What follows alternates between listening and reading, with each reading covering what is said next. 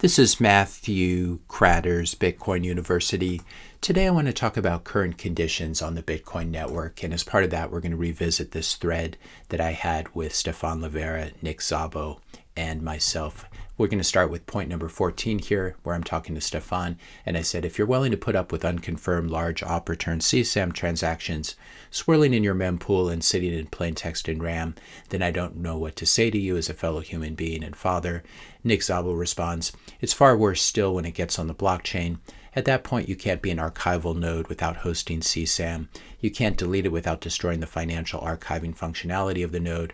Stefan responds to Nick, how is this different to up to 400 kilobyte inscriptions that were already being relayed and stored by most nodes on the network, even pre-core version 30? Nick responds with a pretty funny comment. For F's sake, get some logic in your brain. Making a new bucket bigger without making the old bucket smaller increases the risk. Effing obvious. Are you really this much of an effing idiot? Or do you just think your followers are such big effing idiots? And that certainly got a lot of likes.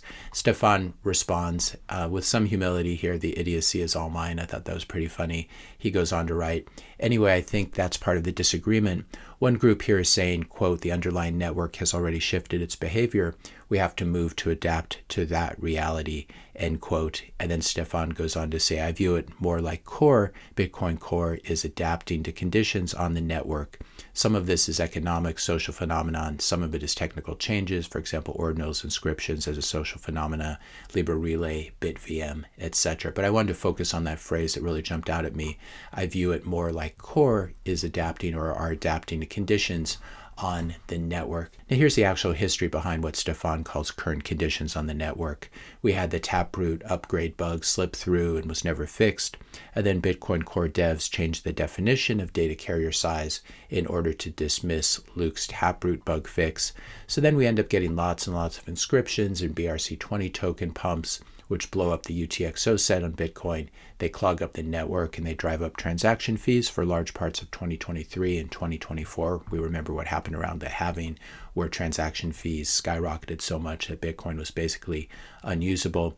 Bitcoin Core responds to this flood of spam on the network in 2025 by pushing through yet another pull request, another PR that increases the sanctioned bucket size for even more spam. This was the large op return PR that Gloria merged.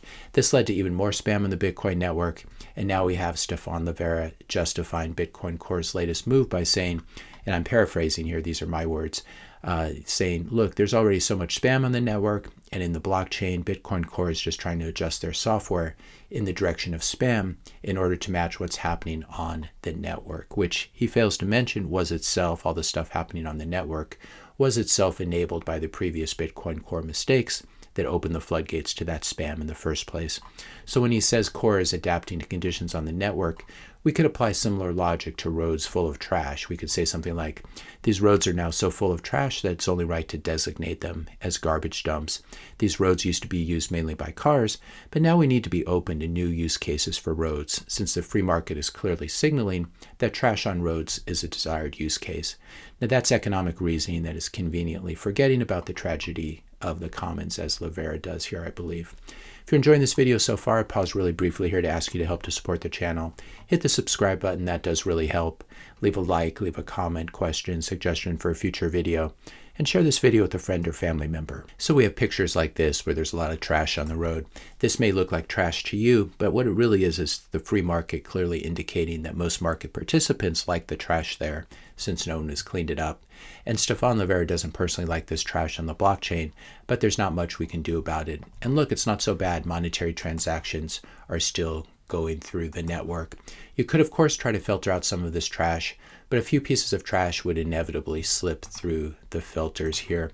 And so we might as well throw up our hands and not do anything. This is, of course, according to Bitcoin Core supporter logic. Look, it's been 11 days since the launch of Bitcoin Core 30, and there's still space to drive on the roads. This isn't too bad, is it? Let's wait until the roads are 4 feet high in garbage and cars can no longer get through before we do anything, because to take any action now would be to fail to respect the current conditions on the network. My non-sarcastic conclusion is this: you shouldn't modify your node software. Bitcoin Core should not modify their node software in order to make it more closely conform to a network that has been compromised. Instead, you should modify your node software in a direction that helps to clean up the network, and this is not in the direction of blowing open op return as that PR did. This is how you modify the software in a direction that helps to clean up the network. You have good mempool filters, and the ones you have you don't get rid of. We've had good mempool filters on Bitcoin since 2009.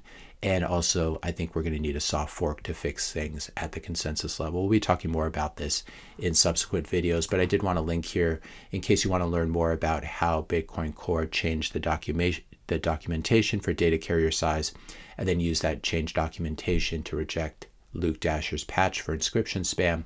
I'll put a link to this video in the description notes below that talks about Bitcoin Core, what I'm calling their original sin, as well as this version of cultural history where Bitcoin culture has always been anti-spam as it has. So I'd encourage you to watch both of these videos to sort of fill in what I've been alluding to in this video. If you enjoyed this video, be sure to hit the subscribe and like buttons. Hit the notification bell if you want to be notified when I publish my next video, and let me know your questions and comments in the comment section below. Thanks a lot for watching, and I'll see you in the next video.